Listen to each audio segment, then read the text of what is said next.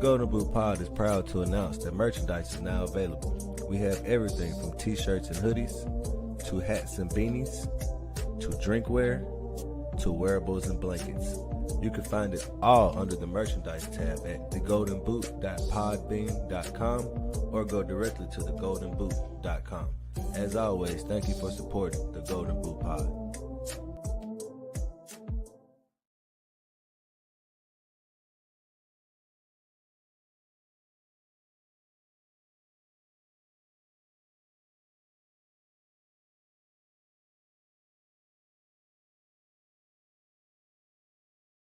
The views and opinions expressed in the Golden Boot podcast are those of the speaker and do not necessarily reflect the views or positions of the Golden Boot podcast as a whole.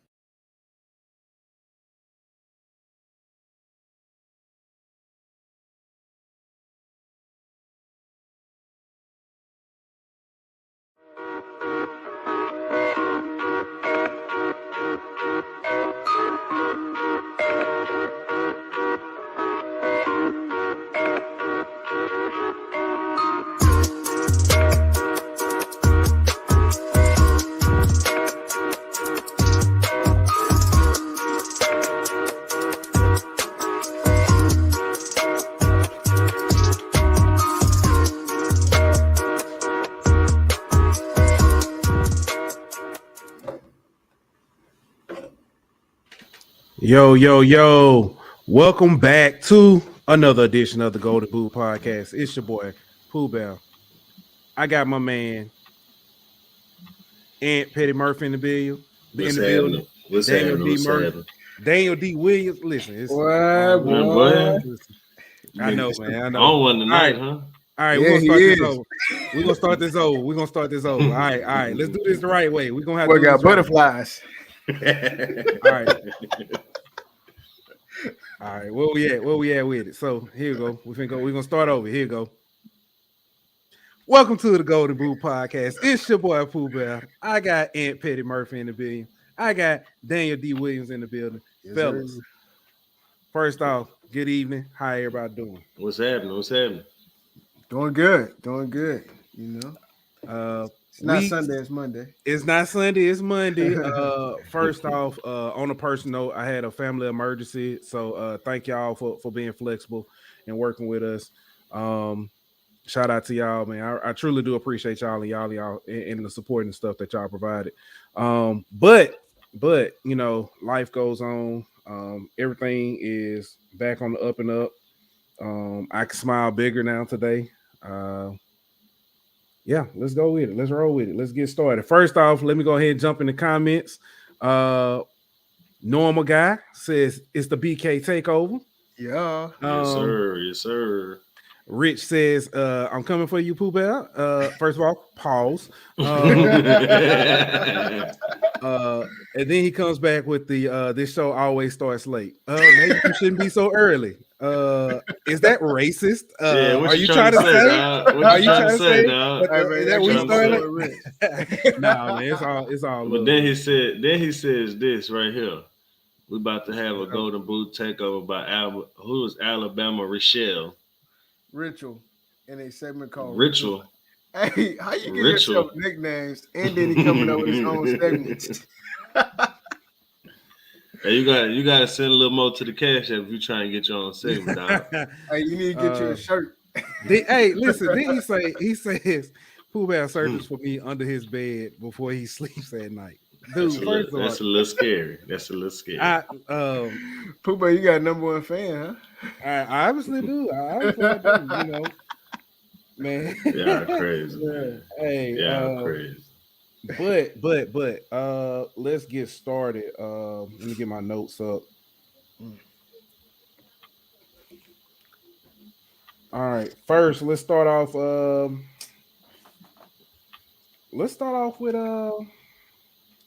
the NBA, I guess. First off, Damian Lillard, he re-signs with Portland. 2 years, $122 million extension. I don't know what to say about that. He must. I mean, money, bro. Get a ring or get paid, and I guess he's choosing to get paid. That's about all he gonna get. Man, in Lillard Portland. cut from the old cloth, man. I like him. Bro. That boy said he loyal to the money. Loyal. Man, loyal. Yeah. Harden signed a 2-year, $67 million. Is that right? 2-year, $67 million extension. He took less money so they could okay. try to get more people around him. Up in Philly. And it's not on here, but it was. It looks like pieces are starting to fall into place. Sign and trade for DeAndre Ayton might make way for Kyrie to go back to reunite with LeBron in LA. I don't know about how they're gonna do that, but we're gonna see. Might be a three-way trade, you know. We'll see. I seen something today that said DeAndre Ayton was Indiana was almost finalizing the sign and trade for Ayton. So, but that just makes me wonder what Miles Turner will end up. And I saw something saying he would want to go to LA. So who knows, man? The musical chairs ain't over. They could trade AD. I would like to see that, but I would like to see that. Get rid of him. I love him as saying when he's available to play, but he's never available. That's the problem when he's available. Keywords. Right. Yeah. So next, Tari Eason, Summer League. When we first, originally we were just gonna talk about the debut, but he's had 2 games. Has it been 3 yet? I know 2 games. Yeah. 14-13, 14-11, something like that. Man's a walking double. Yeah, he been looking pretty good out there, honestly. He bringing a lot of intensity.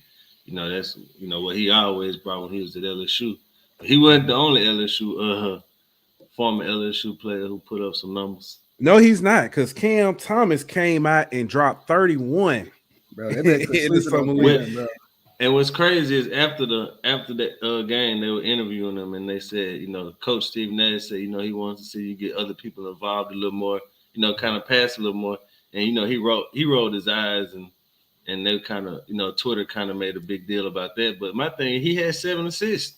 You know what I mean? So it ain't like he was just ball hogging out there. He was sharing the love pretty much. So he did what we all know he could do, though. Put the ball in the hole.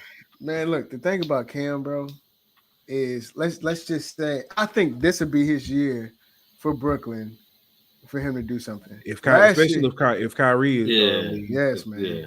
Because how many game winners did he hit last season? I don't know, but he had a run whenever Durant was hurt and Kyrie was out, where he was putting up some points. He was balling, man. I want to say he had at least 2 game winners. This comment here by Dwayne D. He says Harden legs are starting to fail on him. Been there, done that. Can't overcome Father Time with extra weight. Now needs to drop a lot of weight to make these 2 years work. And that's true. Not to mention that he's had a lot of usage, man. Whenever he was in Houston, the ball was in his hand 85% of the time. You know what I mean? So not only does he got a lot of minutes, he's got a lot of high usage on those minutes. He ain't doing a lot of standing around and stuff like that. I will also say too, with him, that kind of changed the game around too. As far as the ticky-tack fouls, he's one of the main reasons why they stopped calling that. But if he stays out the strip club and stop eating those wings, I think the way to come off of. I'm just saying. Man, shout out to Lou Williams too. Yeah, lemon pepper Lou. Cousin. Listen, funeral chicken, strip club wings. They neck and neck, huh? They neck and neck. I've never been to the strip club. I don't know.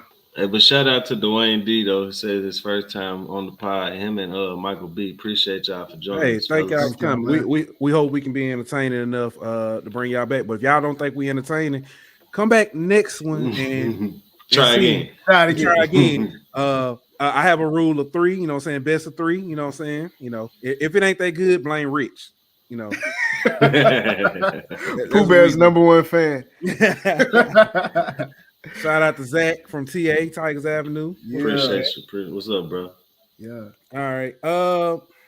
While we on this, on the LSU players in the summer league, Darius Days had a pretty good game last night for the Spurs also. And good to see him kind of doing what we thought he could do at that level. That's what's up, man. It's funny because like I've gone back and listened to like some of the episodes we've had, like when I'm on a road trip, I listen to previous episodes and I listen to stuff first of all, I want to say we're good. Because a lot of stuff, and I say that, you know what I'm saying, kind of tongue in cheek, but a lot of stuff that we talk about and we say this could happen, a lot of stuff has happened. What we said about Darius Days, Pop, you know, saying he's the kind of player Pop likes. He'll get the most out of him. We're definitely seeing that. So, yeah. If that ain't Jesus calling, you better not answer. All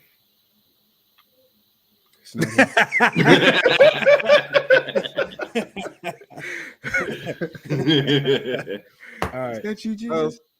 So speaking of, I know we talk NBA, Tigers, former Tigers in the NBA.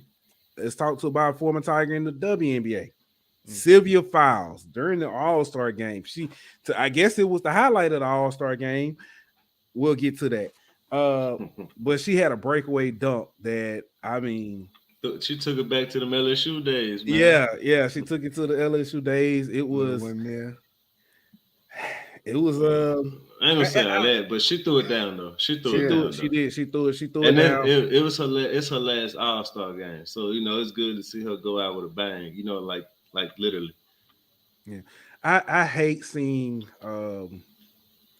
like I love like the WNBA when they do it, you know what I'm saying, dunk or something. It's funny because now what we watch the NBA, all we want to see is 3-pointers and dunks. Nobody care about the mid-range game. Yeah.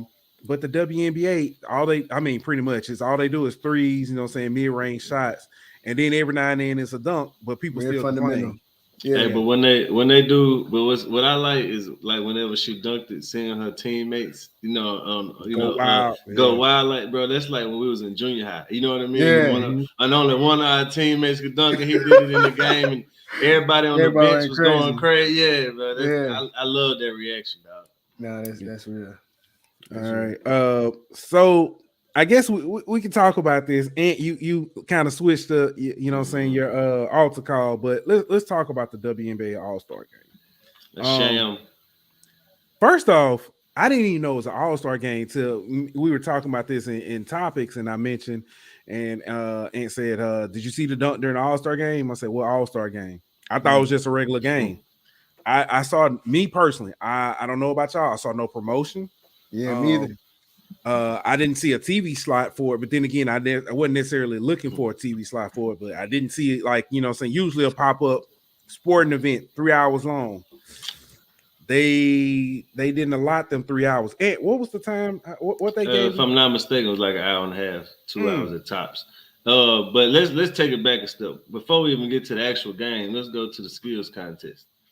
All right, so, you know, I know I hate doing this, but, you know, it's the only other basketball league compared to the NBA, right? So they skills contest, you got 3-point dunk contest, you know, skills challenge, all that. And it's honestly one of the biggest skepticals of All-Star Weekend. More people want to go watch that than the game sometimes. So, you know, it's packed out stadium, you know, all this kind of stuff. For the WNBA, it was a made-for-TV event. Terrible production. It looked like they were in a high school gym. It just, like you said, as far as marketing, nobody really knew about it. The only reason I found out about it is because people were bashing them for making it a made-for-TV event and, you know, putting it in a high school gym pretty much. Then you go to the All-Star game, like you say, no publicity. They added some kind of gimmicky stuff like a 4-point line and stuff like that to try to, you know, boost incitement and entertainment. But because they was on the time crunch, they kind of changed some rules, no free throws and stuff like that to try to speed the game up. So it kind of just seemed like they was just kind of going through the motions with the All-Star Weekend because they had to. Not to mention the All-Star MVP trophy looked like it came from Wish.com. Yeah. And if you look at hold on. I'm trying to get it up here. I'm trying to get it. I mean, the trophy looked like it came from Wish.com, but then you got the NBA on the other hand buying rings for the Summer League champion. You know what I mean? Like, so it just seems to me like there's a blatant lack of effort that's going so on the whose fault is to that? Promote the WNBA. Honestly, it's on both. It's on the WNBA, it's on the NBA. You know, it's on basketball fans as a whole. You know what I mean? Because we can't sit up here and as people and bash the WNBA for not making their plays, but for their players having to go overseas. You know what I mean? To get money. To feed their families and stuff because they're not making it here. But whenever they have the product here, not support the product so it can make the money to where they can, provide for their families and stuff without having to go overseas. Well, I think you said you blame the NBA. I don't think you blame the NBA. The NBA doesn't have anything to do with the WNBA. It's two different organizations. Yes, they do. No, it's not. Hold on. I just want to put this up here so we can give the fans the trophy comparison. Oh, snap. That's crazy, dog. That's crazy, bro. That's sad, bro. My son's Little League flag football trophy is bigger than that. They went to Target about that, during the middle of the game. Like, oh, we ain't got a trophy. Y'all gonna hurry up and grab one real quick, bro. Like, no lack of effort, bro. And the reason why I'm saying I blame the NBA is because as the brother organization to the WNBA, like y'all help them financially, help them stay afloat. Y'all, some of the money from the NBA goes to the WNBA. Why not market it? Why not tweet out from y'all NBA Twitter account? I mean, y'all promoting Summer League. Why not promote the WNBA All-Star? Yeah, but what benefit does the WNBA have for the NBA? The NBA is giving money to the WNBA. If you don't want to keep giving money to this league to help support it, then promote it, and you won't have to give money to it. So you got it. But no, I get it. It can be self-sustaining. I get it, but my thing is, if they're not going to put forth the effort and buy little Debbie trophies, then why should I give y'all more money? Who's to say that they aren't? Like, the WNBA is trying to do it, but they don't have the resources. The only way they can get the resources is for people to come out and support it. Yeah, but they got to make it more of a priority. Tigers Avenue says, I got a lip sync trophy bigger than that. Right. Yeah. So Daniel, this reminds me of something we talked about a couple weeks ago. University of Alabama and UAB. Mm-hmm. UAB's program went under, but they were starting to pick up. They were starting to, pick up steam, become, some actual contender in their conference and stuff like that. UAB falls under Alabama's umbrella of schools. So I know Alabama doesn't play any in-state schools except for Auburn. If they play UAB, one, that money stays in-house. You can help keep that school afloat, but the money stays in-house. You can keep that school afloat. You literally can help your own program. And once they actually, I believe once they actually asked donors or put it out there that they needed, they had like 9-10 mil instantly. Yeah. So, but it's just that kind of, But hold on. I disagree though, Chris. I mean, because there's some people who don't know about it. And if they don't know about it, they can't go. And just from the NBA putting it out there will bring awareness to it, and some people will be interested in it just because they know about it now. Yeah. And even if it don't put fans in seats, it might turn TVs on, and ratings are just as good as butts and seats. Hold on before you go, rebut Daniel. I just want to say Jacobian Guillory will be joining us in about 6 minutes, so y'all stay tuned. But go ahead, Daniel. Yeah, my thing is, okay, so as an NBA, you want the WNBA to do well, is what you're saying. In that situation, of course. In this situation, of course, right now we know the women's movement is very big, right? And giving them that platform as far as the WNBA. I think what should happen is, if you want it to grow, you want to put butts in the seat, you want to put eyes on it. Why not combine the NBA All-Star game along with the WNBA All-Star game? Even though I know that seasons do not run the same, but if you want to overall haul it and make it more marketable and get more eyes on it, why not do that? I know it's like way off. Well, I got just a thought. All right. So check this out. you're not far off. Which idea is just not feasible with the way the schedules line up. They'd have to change the schedules, and then the seasons would overlap, and then you really wouldn't get butts in the seats for the WNBA games.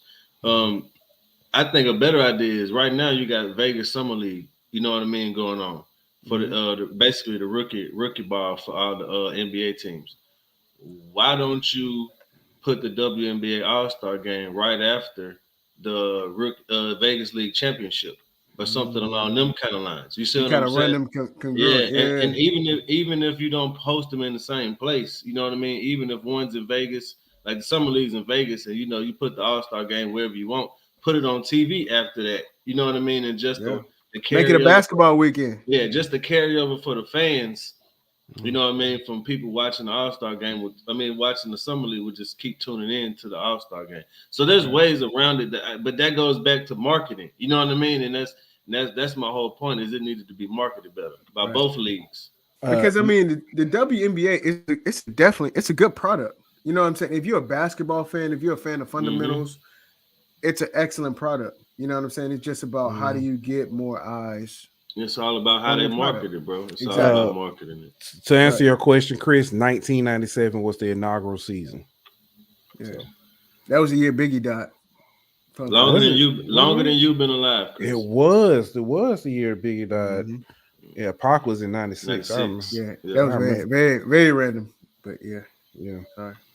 Sorry. All right. So we got a few miscellaneous things I want to touch on before we, get Tank in about 6 minutes, about 4 minutes now. LSU swimming picked up Olympic commit Maggie McNeil. That's crazy, dog. They got Olympic swimmer on the team. That's crazy, dog. Think about this. Then you laugh because we swimming. Listen. But, bro, hold on. How many... think about that though. Like how often do you have diversity? Real diversity. But, wait till you get this next one, Daniel. How often do you hear the words Olympic medalist? LSU? Like you got Mondo. You starting to hear that a lot more. Exactly my point. That's my point. The gymnast, right? Yeah, the gymnast. Yeah. Gymnast, you got Mondo.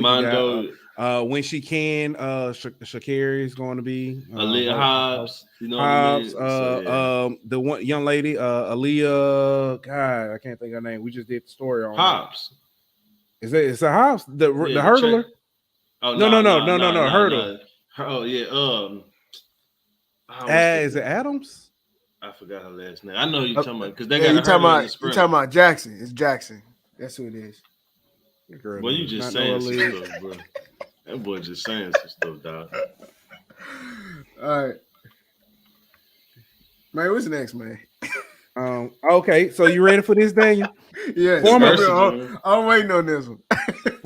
Former LSU tennis player. Okay. Let's go.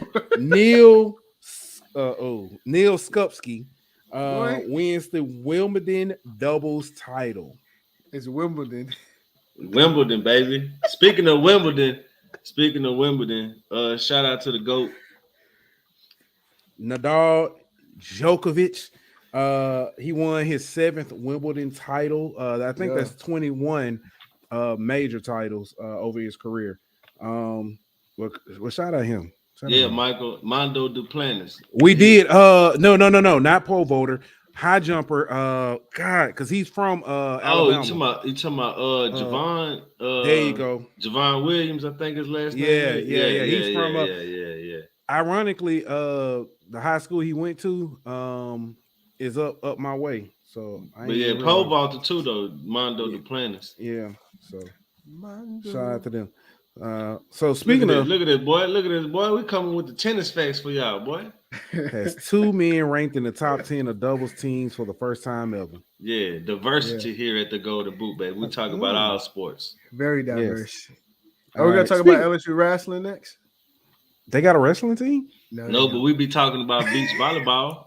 We do be talking about beach volleyball. I told y'all we gotta go next year. Gymnastics, all that. My wife let me go.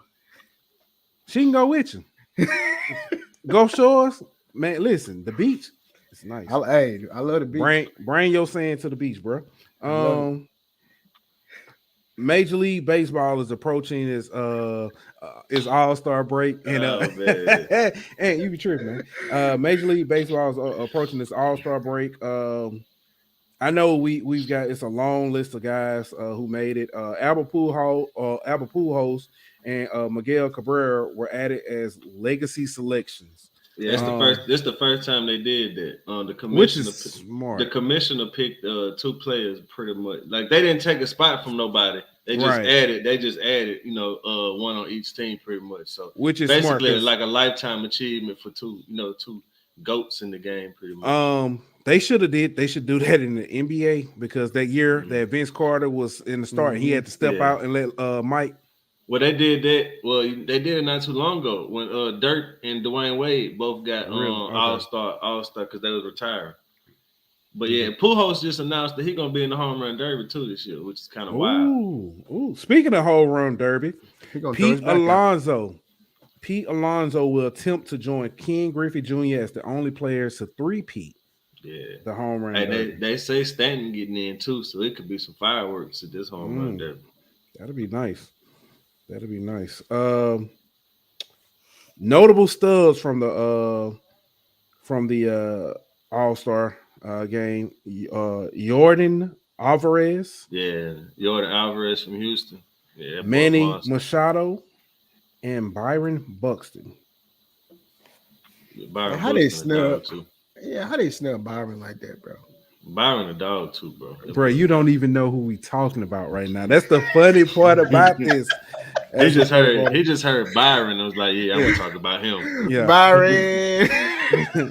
All right, we got our man Tank in the back. We'll get to him in a second. But last thing on MLB, the Yankees are on pace to break the most wins in a season record. But does it matter? Nope. It don't mean a thing without the ring. We saw the Warriors go 73-9. We saw the Patriots go 17-0, and they ain't win. So it don't matter unless you win the whole thing. Shout out Aaliyah. Happy belated birthday. I hope your daddy got you everything you wanted. If he didn't, get us a list and we'll make him buy it. That's right. That's why she said she wanted to comment on the show so Daniel can send her some money is what she said. I like that. She said she knew Daniel was gonna send her something. So man, I am not sending her no money. She said she don't like hear me talk.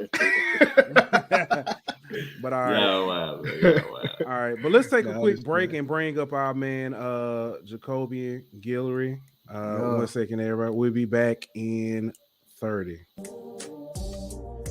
The Golden Boot Pod is proud to announce that merchandise is now available. We have everything from t-shirts and hoodies, to hats and beanies, to drinkware, to wearables and blankets. You can find it all under the merchandise tab at thegoldenboot.podbean.com or go directly to thegoldenboot.com. As always, thank you for supporting the Golden Boot Pod. All right, ladies and gentlemen, we want to welcome back to the show. Number 90 in the programs, number 1 in your heart. The old line eater himself, our man, Jacobian Tank Guillory. Jacobian, what's good, bro? Man? Welcome back, man. What's going on, man? How is life been since your last? I know you got famous by coming on our show the first time. So there you go. It's been good. It's been good. Yeah. We just got back from our little Independence Day break, and it's been really good. Okay. Well, y'all took a break. Obviously, the coaching hasn't because recruiting has been on fire. I know that like a lot of times on recruiting trips, y'all get or official visits, y'all host players and stuff like that, and get to talk to them and stuff. Some of the guys, first of all, Coach Kane, phenomenal job. He's done. Some of the guys, and you don't necessarily name names because I don't know if that's a violation or not. But some of the guys that have come in and stuff or have committed that you've gotten to know, what are some of the things that you like about those guys? That they're ready to work. So it's like it's different from high school. Like I tell everybody, it's not high school, so do not compare this to high school because it's not high school.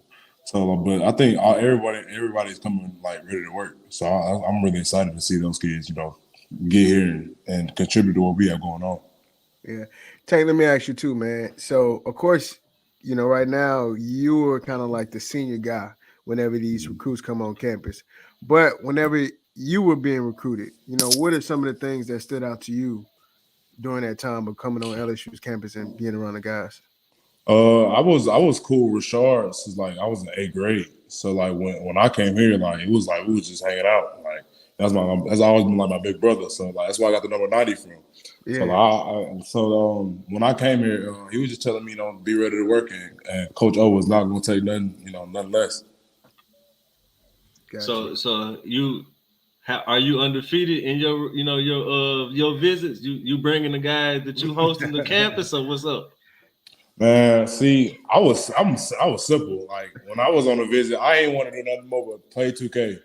So like they had, Rashard had forced me to go somewhere, but like these kids now, like, I mean, it's different now. It's kind of, even though like I've been out of high school for like 3 years, it's the whole high school thing is like it's different now. It's like these kids are into like it's more like, I'll say like TikTok. Like these kids are like, what I'm saying? Like when I was in high school, TikTok wasn't that big as it is now. So like I think like the new kids, like the new media stuff for these kids, I think is amazing. Tank, let me ask you a question, bro. Whenever the recruits come on campus, they try to get you to make TikTok videos? Bro. Nah. Hey, be like that All-State commercial. I don't do TikTok. Yeah. So y'all in the locker room like Juju Smith-Schuster and stuff, huh? Yeah. Oh no. Bro, bro, we know you be dancing to that Drake new album on TikTok, dog. It's all right. I have not heard Drake's new album. Hey, serious question though. Serious question, Tank. Yeah. You scoop the ball up, you score. What's your touchdown dance? Oh man, I think I'm gonna run into the student section and just jump, like my back facing student. Yeah, that's like my dream picture right there. Yeah. I don't know if you. I don't You're gonna know have to jump pretty far. You're gonna hit that. Oh yeah, because it's a gate.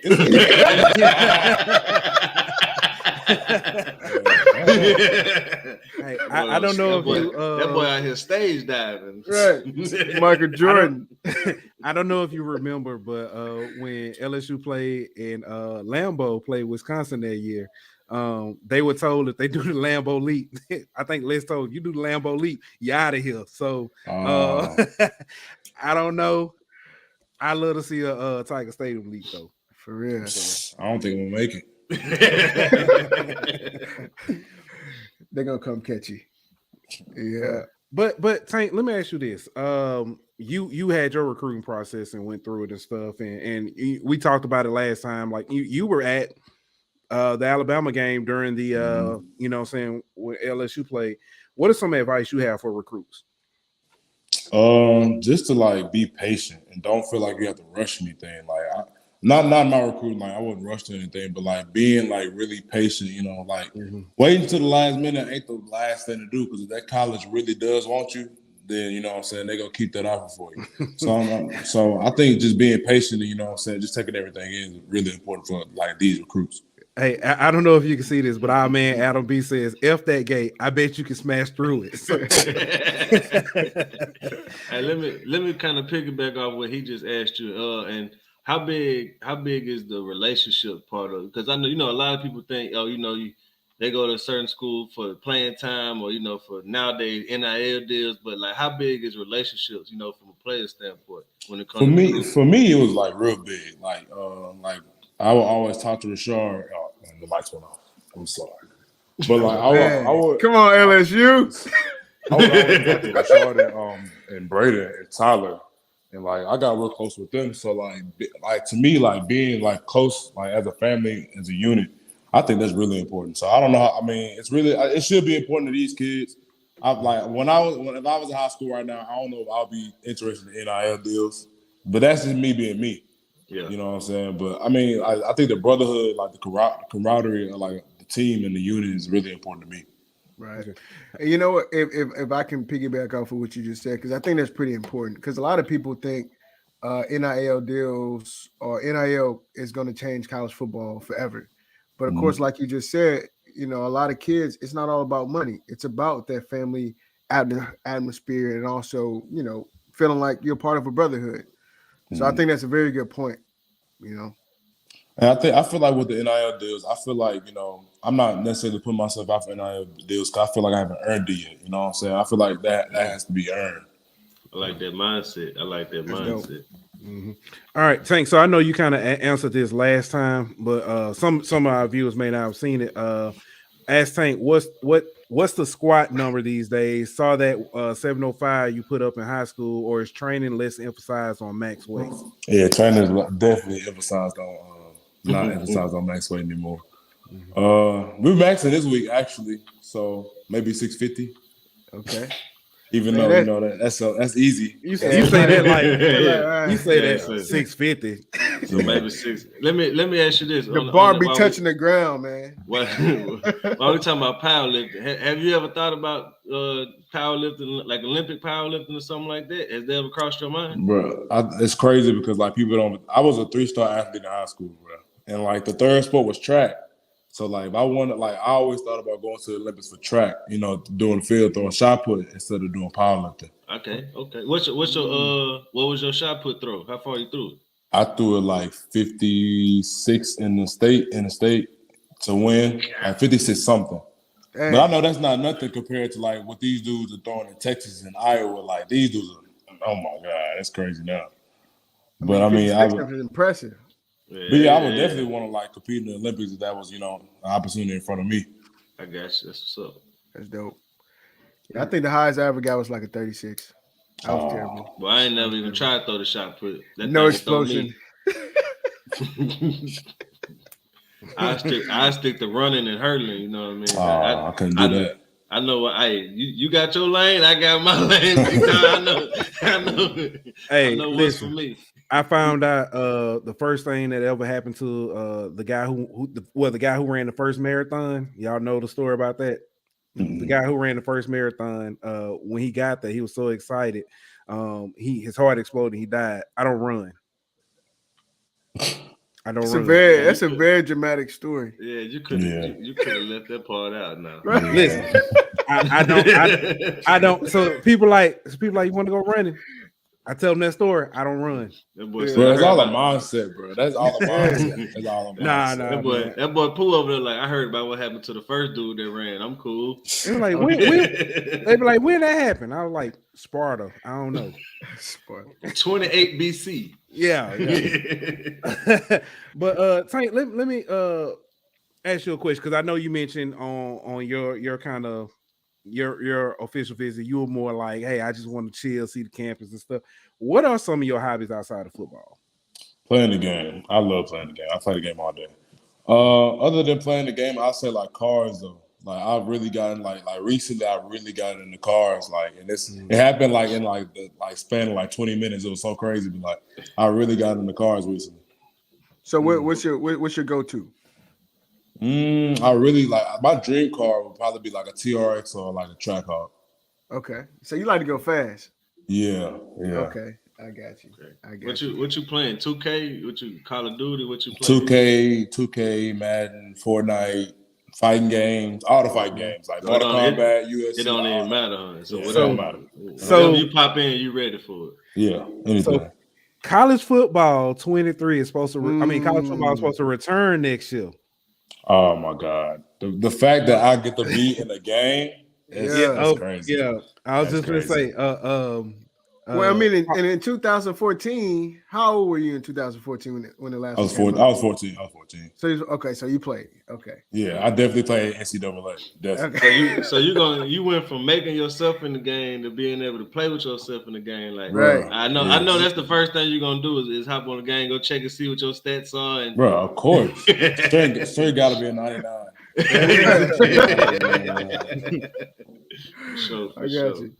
I got you. All right. So, Tank, let me ask you this. Your first 2 years, what has been your favorite moment at LSU? What, on the field, off the field, just favorite moment? Something that just, Definitely like the relationships. Like I think like coming to college, like building the relationships that I have, like, and not even like just football, but like outside of football, like the people that came through here, and like, yeah, I'll definitely say the relationships. The relationships are the best parts about being in college. You know, playing college sports is definitely relationships, and the relationships I get to build, like meeting Daniel, like bro, like I was just with Dalen like a couple weeks ago. Like, that's crazy. And like he didn't even bring this up to me. Like it was like, it was like I'm gonna slap him when I see him. Yeah, so the relationship is definitely the best part. Yeah, man, and I'll tell you, Tank, too. How, of course, you grew up in Central Louisiana and you play football in South Louisiana.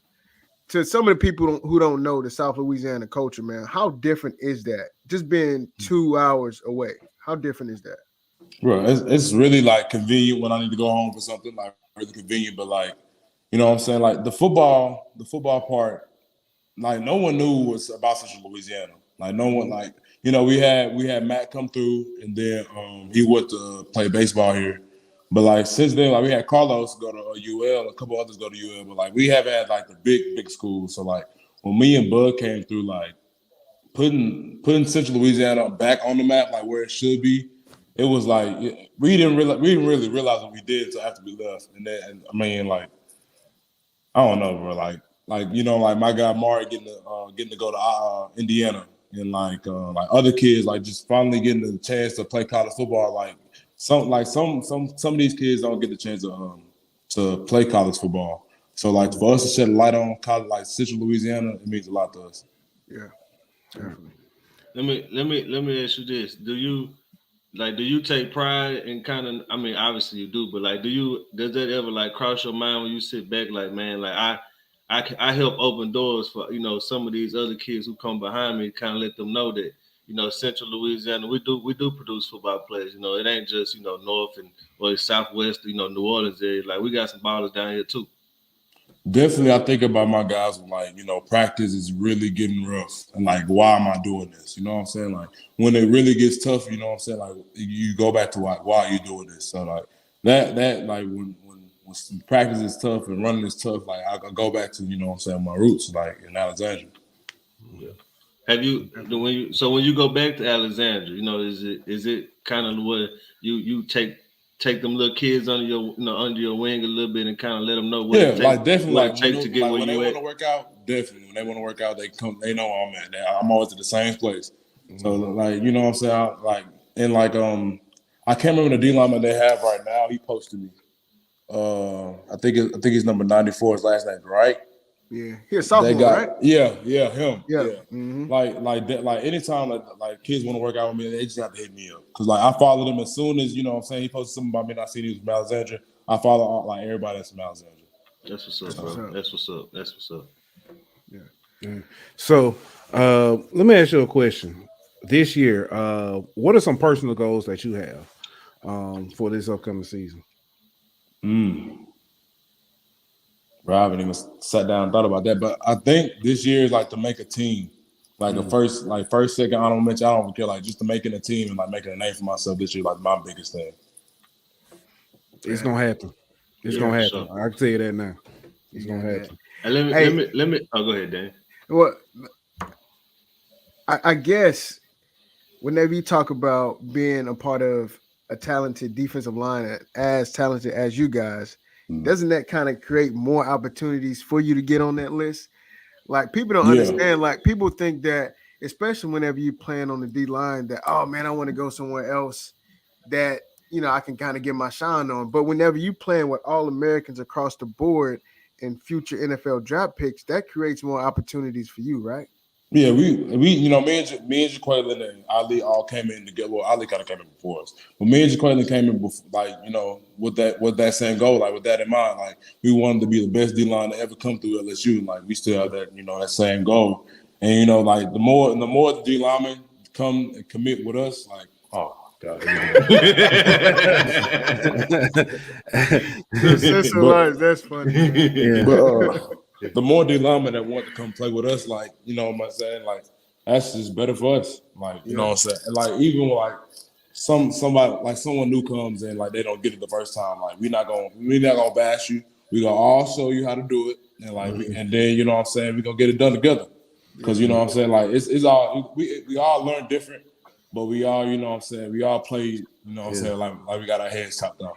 Hey, so go ahead, Dave. Well, okay. I kind of want to pick back off to what you just said.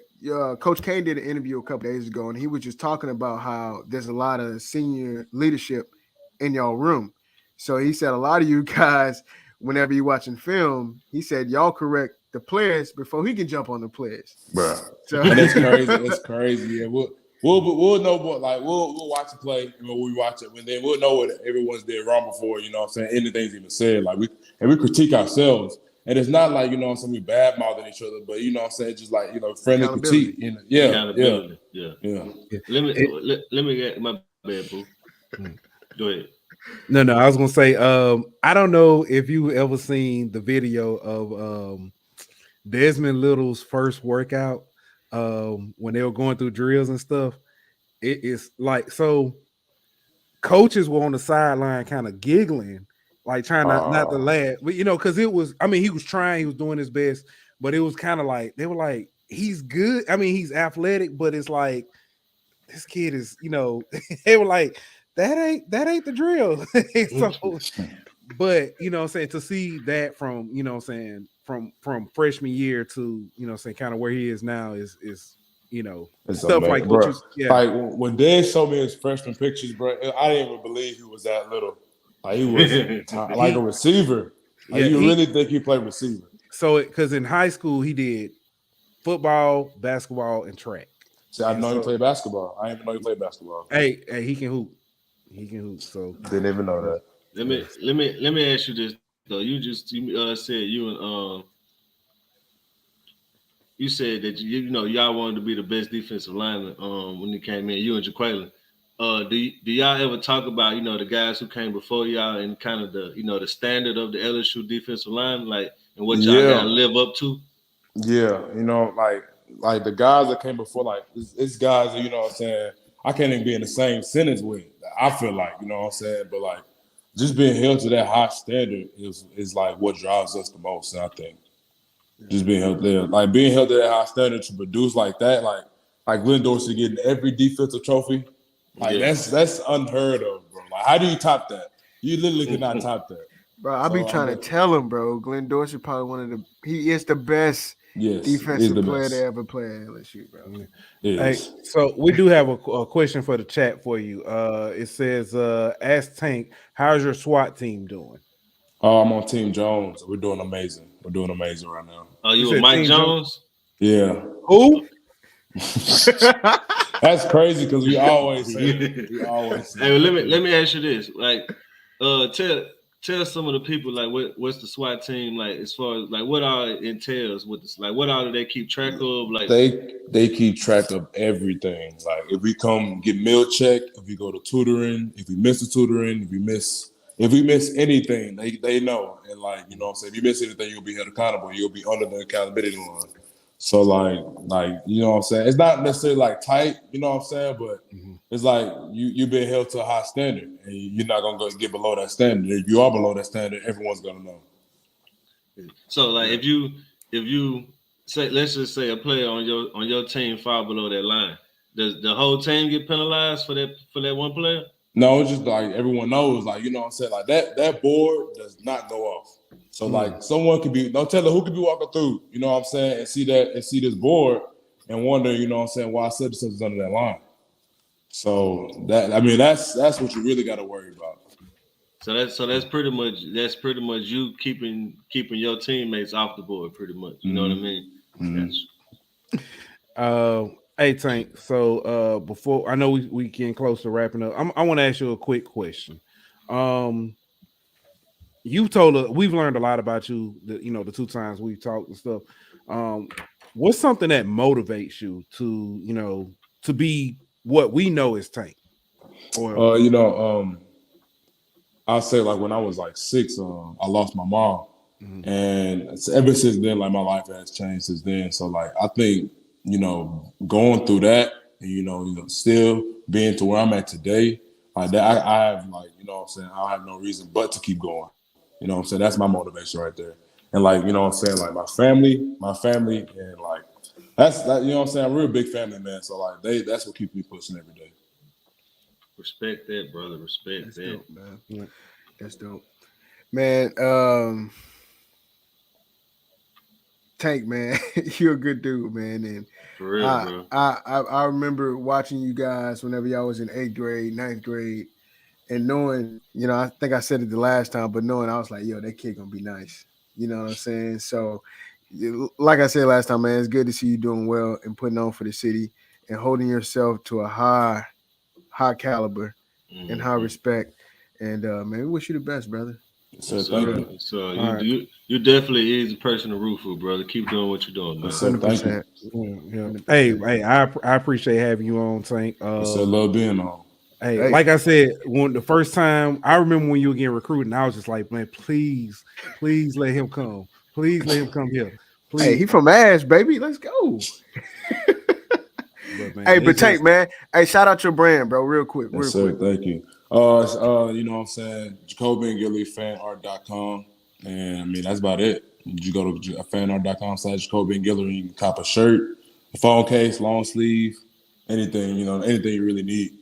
All right. Hey, also go to Jay the Big Boy on Twitter. Matter of fact, hold on. Let me put this up there. There it is. Twitter handle is right there. 5th grade Twitter name.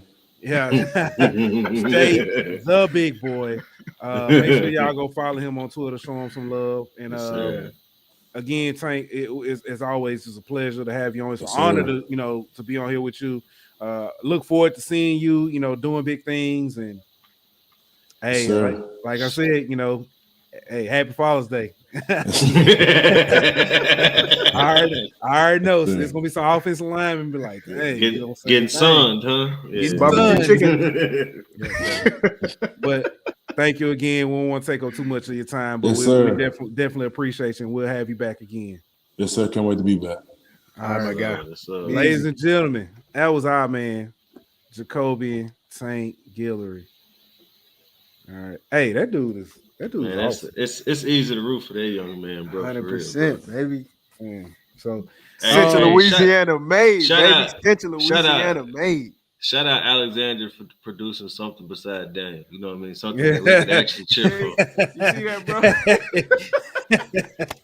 Hey, I was losing hope in Alexander for a minute, dog. And Tank came through and they restored my faith in Alexander. No, hey, don't forget we had DJ Chark. Hey, all right. This is a good question.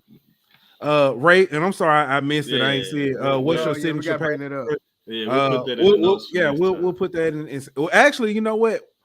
We may not ask that because until later on, we can't give away trade secrets. We'll ask it after the Alabama game. There ain't no trade secret. That's basic right there. Tell them all of them. Yeah. All of them. Oh yeah. All right. So we did bring up about the success of LSU recruiting. So far, especially during the 4th of July, the week of 4th of July, it hadn't stopped. The storm is still coming. Fireworks still going off. LSU and Coach Hankton, picked up Jaylen Brown, 5-star out of Miami. Out of what? Miami. Out of what? I thought he was. Never mind. I ain't getting into that. Hey, that's how you do it. That's how you do it, huh?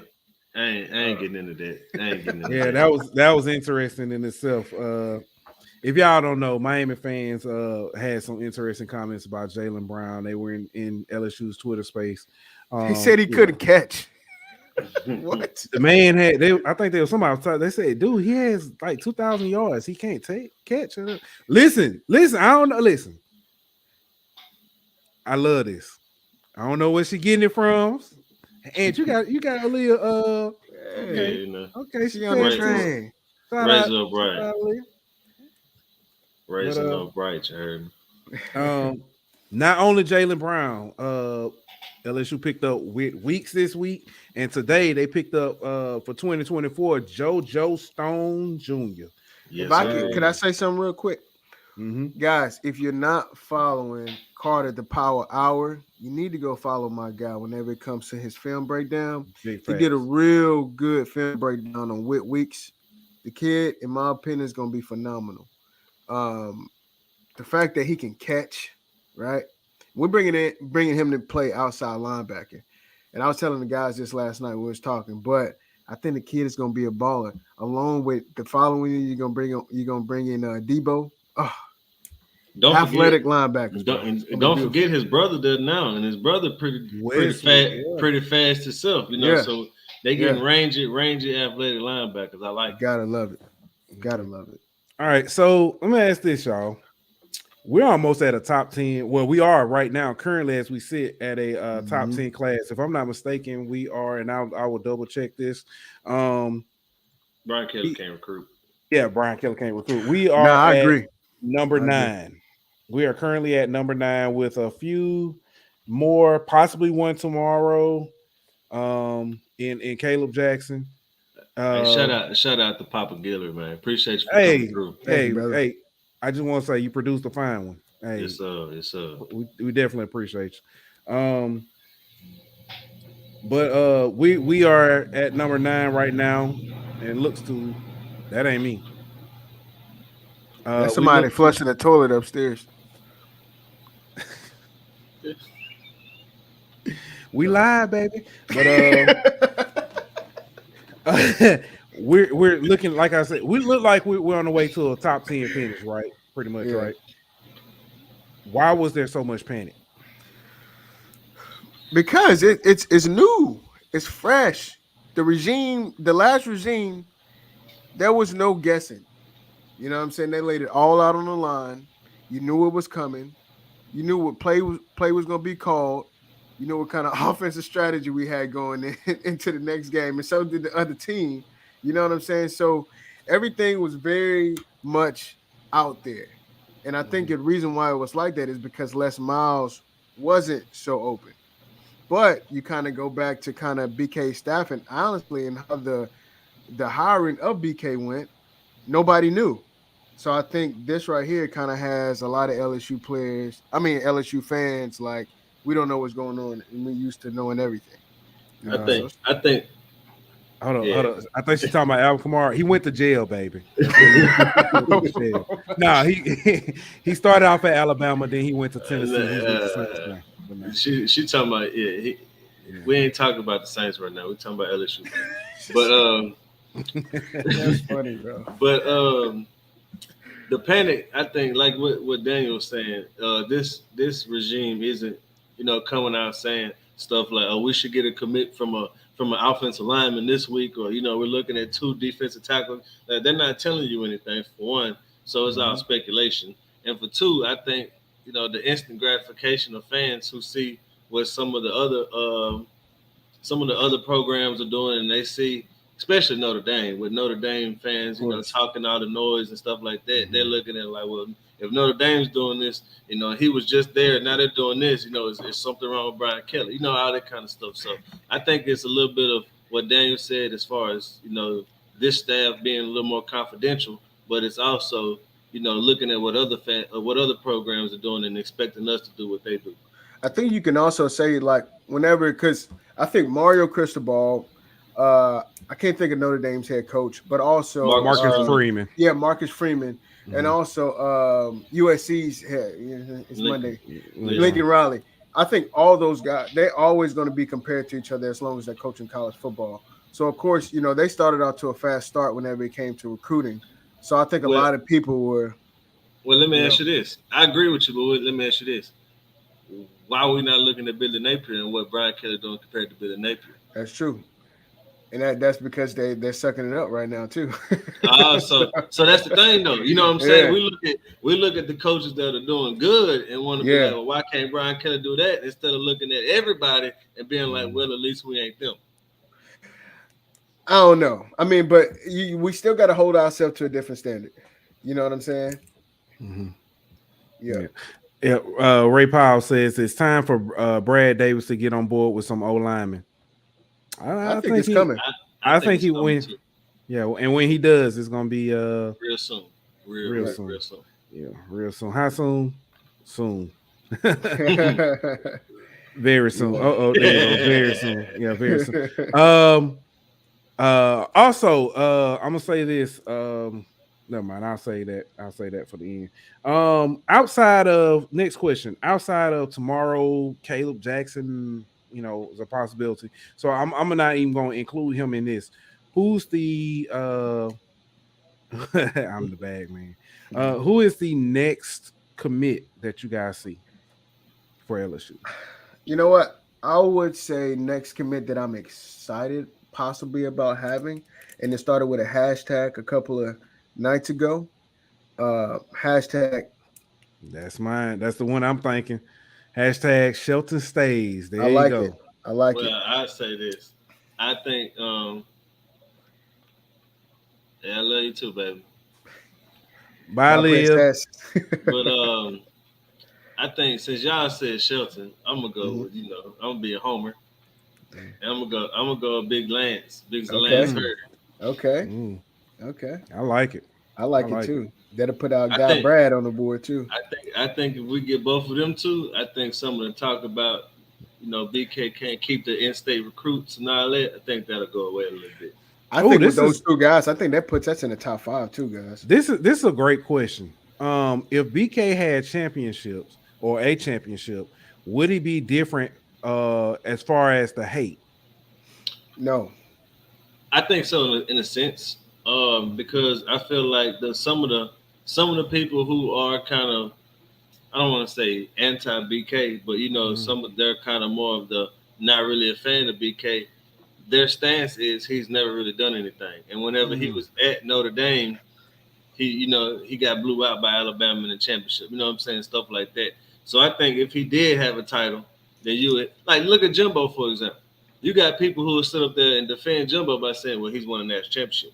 You know what I mean? Right. Even though Brian Kelly has done everything Jimbo's done except win a national championship. So if he had that national championship and better, agreed. And so I think some of that flack against him wouldn't be there. With far less talent. Yeah, you're right. I think what it is too, though. I think it's how the media has covered Brian Kelly. But would they cover him like that with a national championship? No, I got you. But I think you're right on that. But I think a lot of it has to do with before he even came here, we didn't know what kind of person he was. We only saw what the media wanted us to see as far as his personality. And his personality, you kind of thought it was dry. But as we're seeing now, the guy's funny. You know what I'm saying? He's a very likable guy. And people were talking about a culture fit. I think he's perfect. You know what I'm saying? All we care about is winning. But not only that, it just seems like he's a good guy. And it kind of along with one of the recruits' mothers said this past weekend, you didn't see LSU playing any dirty recruiting games. You know what I'm saying? And for that, you got to commend those guys. And it seems like he's running an excellent program. So I think a lot of the hate is just people that are Notre Dame fans that are sour because they know they lost a good thing. I disagree though, bro. I feel like there's a lot of casual fans who aren't necessarily LSU fans or Notre Dame fans who look at it like Brian Kelly has never won anything. So, and they only look at that because he doesn't have a national championship. And if you want to talk about how the media covers him, would the media only show that one side of him if he was a national championship winning coach? You know what I mean? Like, look at how they do Dabo. Look at how they do, you know what I'm saying, so Jimbo. You know what I mean? They prop them up and only show their good side because they are national championship. I don't know. I don't know if you can say that because Ed Ogeron won a national championship and they still treated him like he was from he was the guy for Bobby Boucher movie. Here we go. Hold on. I disagree with that. They didn't treat him like that until he started making a fool of himself. But go ahead. Yeah. So Dwayne D writes, they accepted Saban, who did zilch at Michigan State, goofball Miles, and Ogre Orgeron. Kelly is heads and tails way more accomplished than any of them coming. That's correct. In. 100%. And neither one of them had a national championship before they came here as a head coach. Normal guy. Who he said that? Whenever he said, whenever Daniel was talking about the staff not negatively recruiting. Okay. Yeah, she the one who came out and said that. Yeah. But yeah, I agree that if he had that national championship, that some of and I'm not speaking for LSU fans or for LSU media. I'm speaking more as far as the generalization of college football fans. Speaking of, shout out Miss Nikki Hughes. Y'all stay tuned. But as far, can I say one quick thing too? Yeah. I like BK. I like BK because of his staff too. The staff that he put together, I feel like they're going to be able to understand and relate to these kids. Having Jamar Kane, having Brad Davis, having Cortez Hankton, Frank Wilson, a lot of those guys are going to be able to relate to a lot of the players that they're bringing in. And I can say the last coaching staff they had, they kind of lost touch with that. You know what I'm saying? And they forgot why they were doing what they were doing. So kudos to BK and his staff. And man, shout out to them guys using Twitter. You know what I'm saying? Because you love to see the interaction, man. Well, I'll say this too. As far as the what he had that same flat, if he had, I think as far as LSU fans, some LSU fans would still give him that flack if he had a national championship because he wasn't the guy they wanted. No matter what, he wasn't the guy they wanted. And so who else would you want? They wanted the big name. They wanted Lincoln Riley. They wanted the flash. There was a lot that wanted Lincoln Riley because he was flashy and stuff. There was some who wanted Billy Napier because he's from the state. He's from the Saban tree and all that kind of stuff. So, but regardless of who they wanted, there's some people who won't give Brian Kelly credit because he isn't their guy, and it's almost like they reluctantly give him credit, and he lands Jaylen Brown. Yeah, but Sheldon Sampson ain't committed yet. He might go to bounds. You know what I mean? Like, yeah, they land this guy. Never gonna be happy. Exactly. They always bring up what he hasn't done to try to discredit what he has done because he isn't their guy. All right. So I got another question, fellas. I just kind of want to shift a little bit. Super conferences. We talked about Notre Dame. Somebody brought up, they say plus Notre Dame doesn't play in a conference and doesn't have any conference championship. So I mean, Brian Kelly could have been accomplished that way. But and catch this transition. Super conferences. Notre Dame seems to be the final key piece to kind of figure out where a lot of teams gonna go. They may stay ACC though. They're the linchpin. Yeah. So let me ask you this. I'm not even gonna worry about the whole, Big Ten, Pac-12 or SEC, ACC. None of that. What's gonna happen to the Group of 5 schools? They're gonna have to figure it out. Now, honestly, I think what's gonna happen is it's gonna be a separation of the have and have-nots in the G5. And what I mean by that is, like, we've already kind of seen it with the Big 12. When Oklahoma and Texas left, they went and raided the G5. They went and got Memphis, Cincinnati, Houston, and UCF. You know what I mean? They went and got and there's already talks about the Pac-12 going to get Fresno and San Diego State and Boise, Colorado State. You know what I mean? Those kind of guys. If the ACC loses Miami, Florida State, Clemson, then all they're going to do is go after Appalachian State, Coastal Carolina, those kind of guys. Mm-hmm. So all it's going to do is the high-level G5s are going to be brought up into the smaller P5s, and the other schools like the ULs and ULMs and Southern Misses of the world are going to be left behind. And that's really going to cause the problem because what do those schools do? Yeah. I think this is an opportunity. I think you have to look at it. If you're one of those G5 schools, you have to look at it as an opportunity, right? Because you're gonna have these mega conferences. Mm-hmm. There's still gonna be networks out there that will pay you to be on their network. But this is the problem, though. I agree with you, but you have to put together a conference of good enough football to where, for one, it's because they're not going to be given, those conferences aren't going to be given the $1 billion TV deals. Of course, they're going to get the $30 million deal. So you got to make it work to where that money works for you and your school enough to where whatever geographically situated conference you're in, that it works. Yeah, well, and think about, we're not just talking about football. We're talking about basketball. We're talking about baseball. We're talking about wrestling. We're talking about But that's the problem. But what I'm saying is there's still a lot of different avenues they can run to. But that's the problem though, because look, if you're let's take USC for example. Okay, you can afford for your basketball team to have to travel on a plane across the country to every every conference game.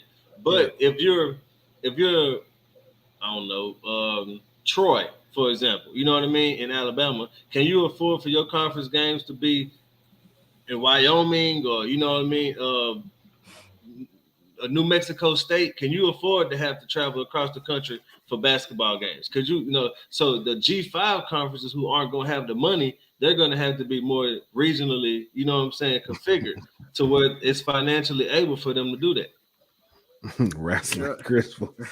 Yeah. Hey, let me ask you. Go ahead, bro. Now I was gonna say, with this happening, does this open an avenue for HBCUs to go from FCS to FBS? You know what I'm saying? Like taking the SWAC as a whole. But why would you want to? That's my only question. My only question would be, why would you want to? Because if I'm the SWAC, and like Daniel's saying, all these TV networks need to fill their content. Well, come pay me for where I'm at now. I don't have to leave and go where y'all want me to go to get this money. If y'all want me, pay me here. Right. But I think what I think this is going to do is it's going to have a separate championship for G5 and P5. Sure. And now, if that's the case, then if I'm the SWAC, jump me up, and I want to go play for this G5 championship. You see what I'm saying? I like it. But that's the thing. What people don't forget, guys, it's not just a small pot. We're talking about money. College football, there's a ton of money in college football. Yeah, but that's a ton of money. Okay, but check this out. If you have a conference, if you have the SEC with 20 teams, if you have the Big Ten with 20 teams, and you have the ACC with 16 teams, that's every P5 school right now. You see what I'm saying? There's 64 P5 schools in Notre Dame, pretty much, in BYU. So if you add all them together, that's 66. So where are they gonna go? Like they're not gonna ESPN.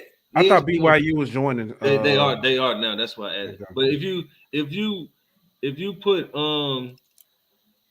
like ESPN is not gonna pay big money for a conference that's got Rice and North Texas.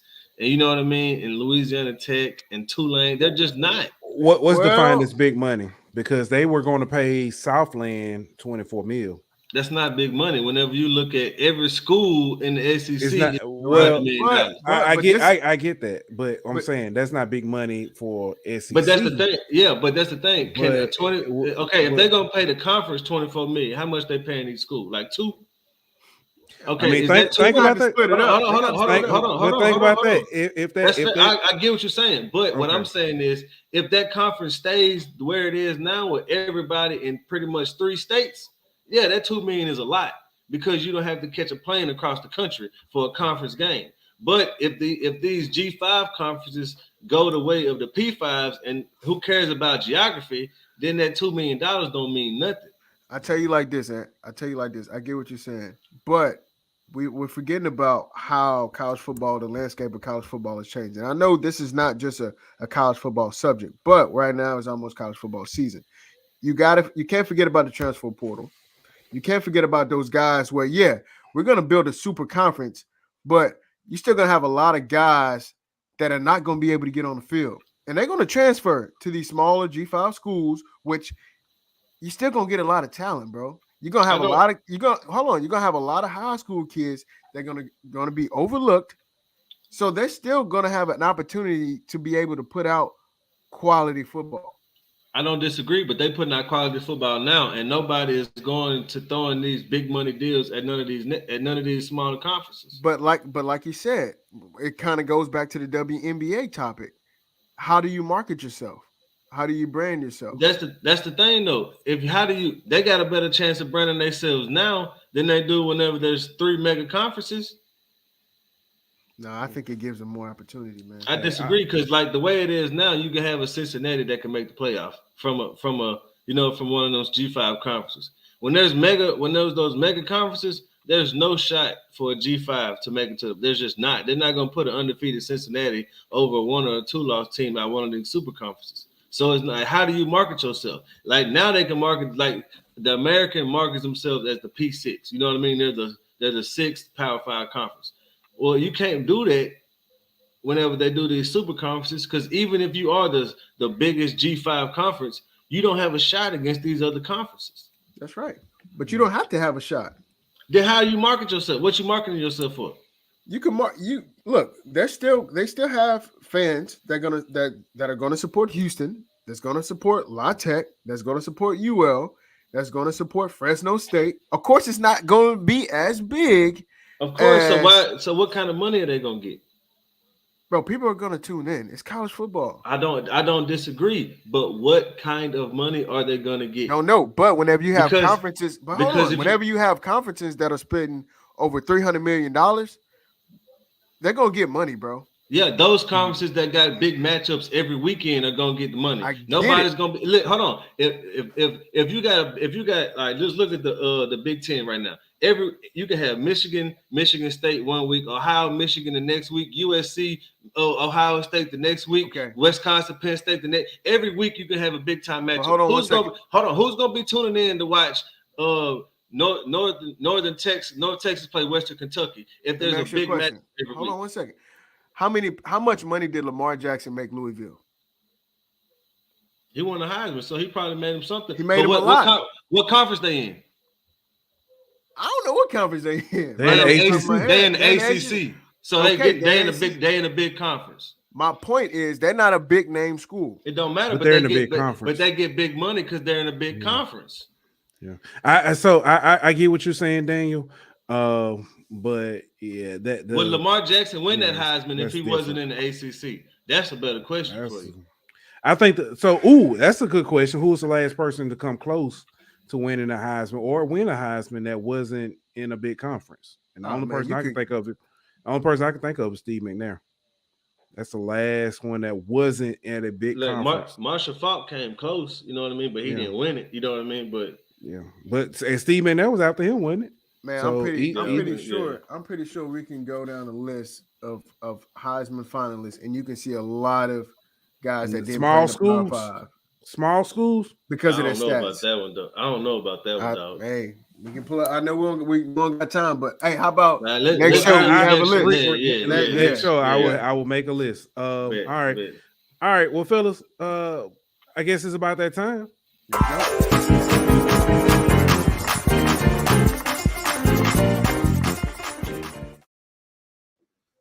All right. Who going first? I'll go first. I always go last. I'll go first. So, y'all know I like to be petty. But, earlier we brought up Miami, and we brought up Jaylen Brown coming to the LSU Tigers, out of Miami. So, Miami, of course, you guys know that we're heavily into the spaces of Twitter, and we love interacting with other fan bases. But it seems like a lot of fan bases, i.e. Miami, likes to come in and likes to talk about their coaching staff and how well they're recruiting and how well they're back and how well their program is in a much better situation than we are. When I say we are, I mean LSU. So this is what I want Miami to realize, okay? Miami, I'm going to start in 2008, right? You played in the Emerald Bowl. You played California. You played Cal. You lost 17-24, okay? And then you played in the Champs Sports Bowl. You played against Wisconsin. You lost 14-20, right? Then the following year, in 2010, you played in the Sun Bowl. You played Notre Dame, and you lost 17-33. And then Russell Athletic, you played Louisville. You lost 9-36. Sun Bowl, you played Washington State. You lost 14-20. But hold up. In 2016, you got it done. You played West Virginia, and you won finally, 31-14. But guess what? 17, 18, 19, 20, you lost. You lost all your bowl games. So I say all that to say this. Miami fans, humble yourself, right? You sound like Texas. Every year, Texas always says we're back. Just hold your horses, right? And stay out of our DMs, right? And stay and respect it. Because a couple of years ago, we did win the national championship. And I think in 20 years, we've won 3, right? And it looks like in a matter of, let's say, 14 years, you guys have probably lost 12 bowl games and you won 2, right? So humble yourselves, Miami fans, and stay out of our DMs. That's all I got to say. I agree. And y'all say I be bringing the heat. He broke down from 08 to that boy, hey, that right there is what you call pulling receipts. That boy, I'm tired of it. Good one. And you want to go ahead now? You know what? I'll go first. Because you gotta. All right, so let me go ahead. Let me roll this beautiful bean footage. So black fathers are not pushing their kids towards baseball. Yeah. So when the African American, the black, we're trying to be that guy, father wants to play with his son, he puts in his hands what he's accustomed to, what he wants, the direction that he wants him to go. Baseball is not the option. Back when I was coming up, we had a lot of African Americans in Major League Baseball. Now that's not the thing, because they priced us out as well. Because like when you played baseball in little leagues, it was cool, probably about 150 to register 100. Yep. To play on a select team now, it's at least $2,000, Wow. 2,500. So kids ain't playing. They can't afford it. They priced us out. So you think that's a problem? That's a problem. Yeah. In Major League Baseball, need to have resolution, because that's a problem. That's the reason we don't play, along with African-American fathers ain't never played, so they're not pushing us to that sport. Yeah, and that's the best sport when it talks to benefits, when it talks to salary, when it talks to longevity. That's the best sport. First off, shout out to Dion and former athlete turned comedian Desi Banks. If you didn't or weren't keeping up, basically he's talking about why a lot more black kids aren't playing baseball these days. I know when I was growing up, there was a baseball park behind my house, and I wanted to play. Timing was kind of off and stuff, but when I would go back there and go watch those kids play, there were a few black kids playing, but it wasn't as many. It wasn't as many that were playing football. It wasn't as many that were playing basketball. Just weren't that many. I had an interest in playing, but the interest wasn't that much. It's not because I thought baseball was boring or anything like that. It's just didn't really have that interest. My dad would go out, play catch with me, would throw the ball around and everything, but I never got into it.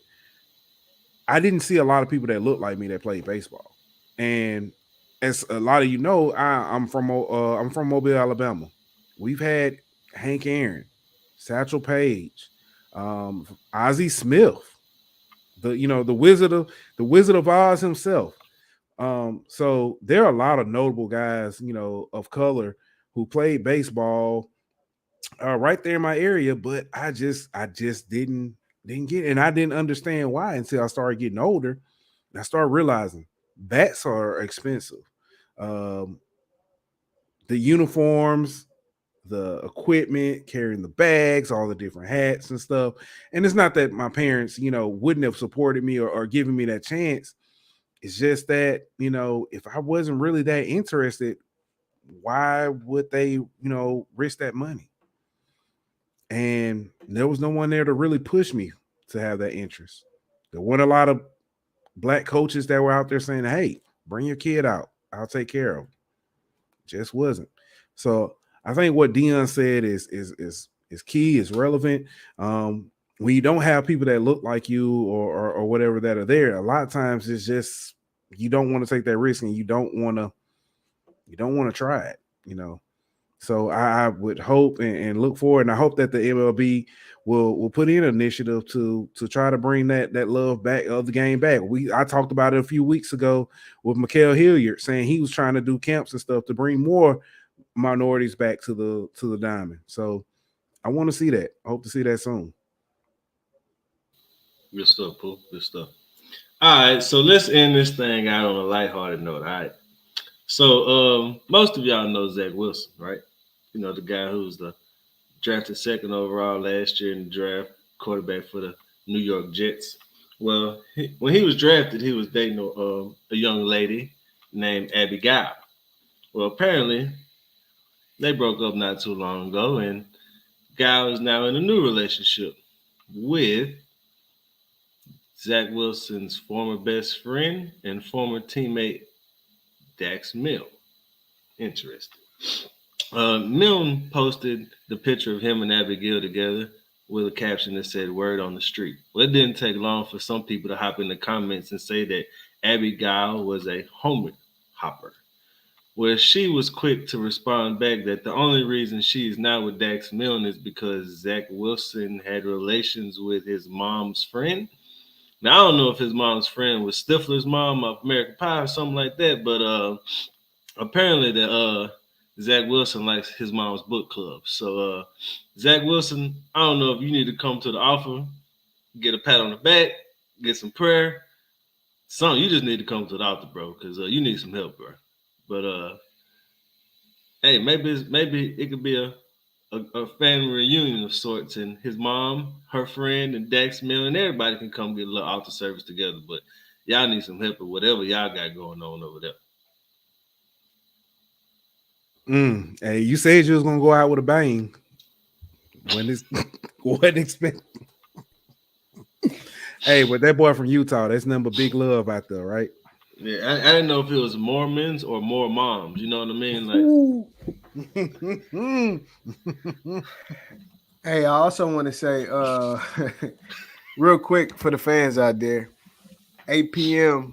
Wednesday night, Twitter Spaces, we got something special for y'all.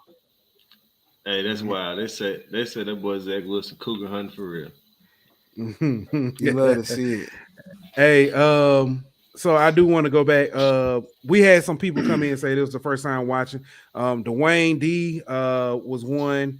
I'm not sure if Wade McBride, but thank you. You know, he said great show. Normal guy said this is second time. Appreciate y'all. Okay, normal guy, I do appreciate you coming in. I'm not sure if somebody may do a Twitter Spaces. We'll probably definitely hop in.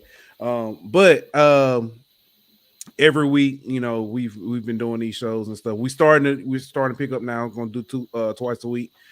I love interacting with y'all, with the fans. I love my brothers, you know, on screen and stuff. Chris, he ain't here, but Chris interacting and listen, that dude. Yeah, he like the step brother or like the adopted brother. You know what I mean? Like we love him, but we love him from a distance. You know what I mean? Yeah.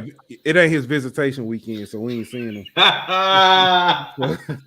We ain't seeing him tonight. Yeah.